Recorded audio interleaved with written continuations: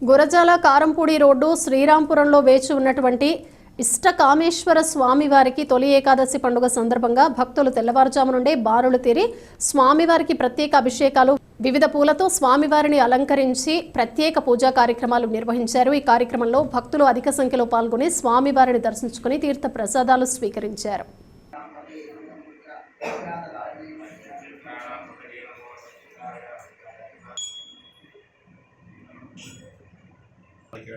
सदैव निवेदय ओम प्राणाय स्वाहा उपाराय स्वाहा ओम ज्ञानाय स्वाहा उदानाय स्वाहा समानाय स्वाहा नक्षे पानि समर्पयामि सरा